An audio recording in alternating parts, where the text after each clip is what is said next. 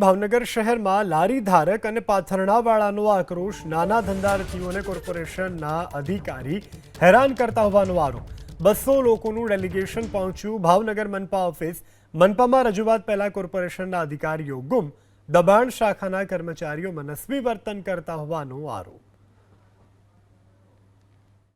માલ લાયો 11:30 વાગે ગાડી આવીને બધું ભરી ગયા સાહેબ મારો છોકરા નાનો એવડો રોયા 10 વર્ષનો છોકરો ને બધું ટેમ્પોમાં ભરી કરી લઈ ગયા કાલ હું રોયા હતો પણ અમારી કઈ અરજી માનતા જ નથી ભાઈ દારૂના ધંધા કરે ના તમે ક્યાંય બંધ નથી કરાવતા સાંજ છોડીએ દારૂ વેચે છે નથી વેચતા ગાંજો વેચે લાખ રૂપિયા 2 લાખ રૂપિયા આપે છે તમને સેક્શન બધાને હવે કેવું પડશે।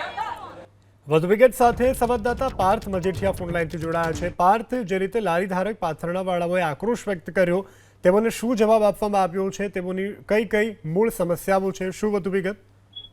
જો આજે ભાવનગર શહેરની મુખ્ય બજાર આવેલી છે તેમની આસપાસ આજે પાથરણા અને લારી ધારકો છે કે તેમનો આક્રોશ હતો કે આજે આ દબાણ હટાવ સેલના જે કર્મચારીઓ છે તેમને મન ફાવે તેવા અપશબ્દો જણાવી અને ખોટી રીતના હેરાન કરતા હોય આ બાબતને લઈને 200 લોકોનું ડેલિગેશન કોર્પોરેશન કચેરી પાસે પહોંચ્યું હતું અને ત્યાં અધિકારીઓને રજૂઆત કરી હતી। જો કે આ સમગ્ર મામલે ડેપ્યુટી કમિશનર છે તેમને લેખિતમાં અરજી પણ કરી છે અને આ લોકોની માંગ એવી છે કે જે પ્રમાણે દબાણ હટાવ સેલ છે કે તેમને અપશબ્દો જણાવી અને ખોટી રીતના હેરાન ન કરે અને આ સાથે જ આજે કોર્પોરેશન કચેરી પર રજૂઆત કરવા આવ્યા હતા એ સમયે કોર્પોરેશનના શટર પણ પાડી દેવામાં આવ્યા હતા અને આ જે કર્મચારીઓના જે નાના જે કર્મચારીઓ છે તેમના વિરુદ્ધ પગલાં લેવામાં આવે તેવી માંગ કરી હતી। જો કે આજે તમામ લોકો છે તે દિવસનું લાવી અને દિવસે પૂરું કરતા હોય તેવા પરિવારના લોકો છે, પરંતુ એક જ માંગ છે કે આ જે હેરાનગતિ કરવામાં આવે છે તે હેરાનગતિ ન કરવામાં આવે। જો કે ડેપ્યુટી કમિશનર દ્વારા પણ એવું કહેવામાં આવ્યું છે કે આજે લારી ધારકો અને પથાણાવાળા છે તેમની માટે વેન્ડર ઝોન શરૂ કરી અને આ જે પ્રશ્નનો ઉકેલ છે તે લાવવામાં આવશે તેવી બાહેધરી પણ આપી છે।